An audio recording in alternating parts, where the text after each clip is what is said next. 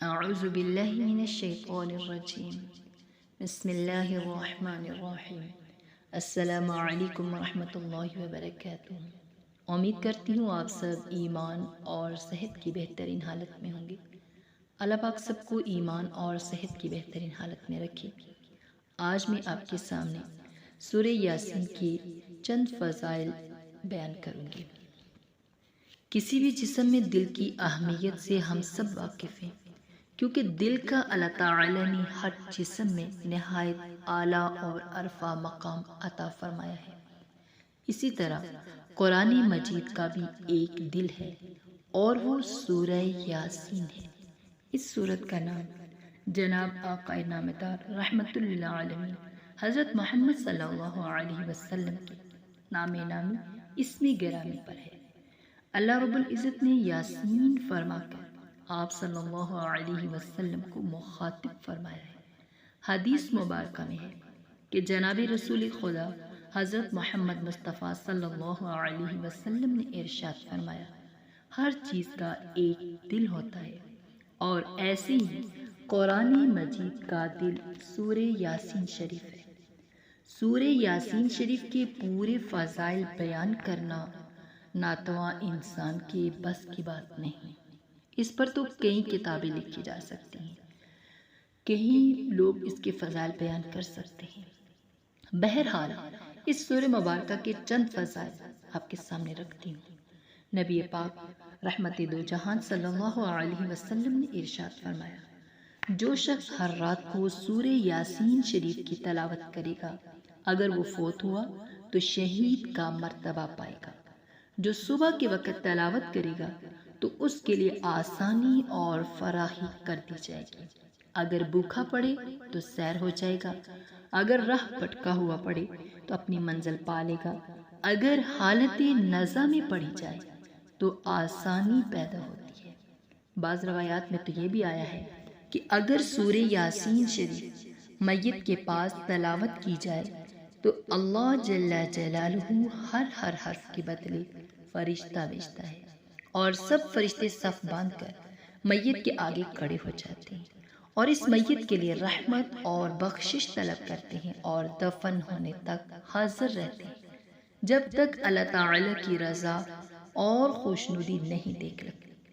جس قبرستان میں یہ سورہ مبارکہ پڑھی جائے تو وہاں 40 دنوں تک مردوں کو عذاب نہیں ہوتا، اور پڑھنے والے کے ثواب میں کوئی کمی نہیں ہوتی۔ جو شخص یہ سورہ مبارکہ 7 مرتبہ پڑھ کر اپنے والدین مرحومین کو بخشے تو رات کو ان کے خواب میں زیارت کرے گا۔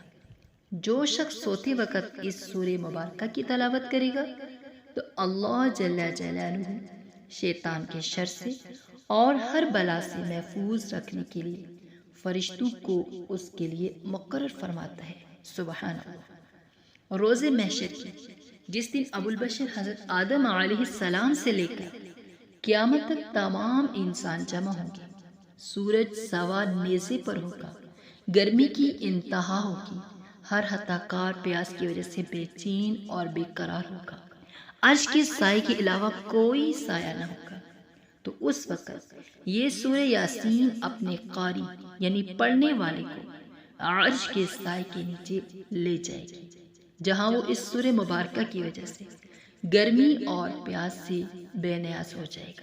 اگر آپ کو کسی حاکم یا کسی افسر سے اپنا کوئی جائز کام کرانا مقصود ہو تو اس سورہ عظیمہ کو 25 بار پڑھ کر اس کے پاس جائے، انشاءاللہ وہ آپ کا ہر کام کر دے گا۔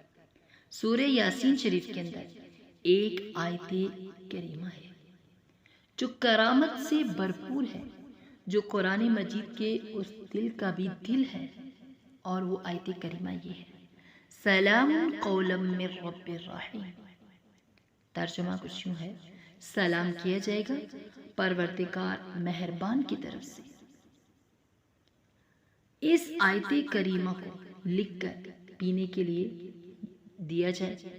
غرض یہ کہ سورہ یاسین شریف کے جو برکات اور فضائل ہیں وہ بے شمار ہیں، لیکن اس کے علاوہ بہت سارے فضائل اور برکات ہیں۔